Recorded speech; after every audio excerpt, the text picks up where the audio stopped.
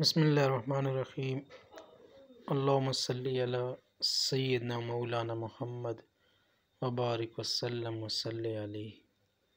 تین عورتوں کی طرف دیکھ کر اللہ تعالی مسکراتا ہے۔ عورت کائنات کی عظیم ترین ہستی ہے۔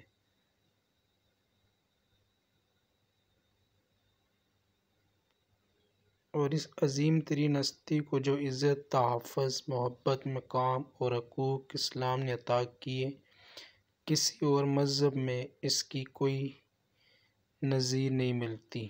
اسلام سے پہلے عورت کی حیثیت ایک زر خرید غلام سے زیادہ نہیں تھی۔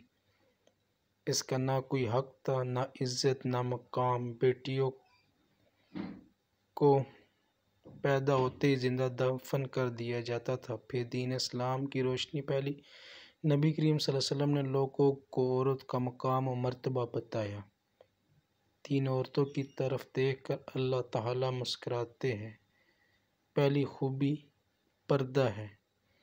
پردہ کسی بھی خاتون کی ایسی خوبی ہے جو اللہ تعالی کو بہت پسند ہے۔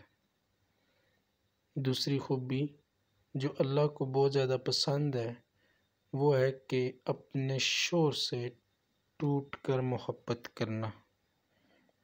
تیسری خوبی اللہ کے آگے جھکنا، رکوع و سجود کرنا اور قرآن پاک کی تلاوت کرنا۔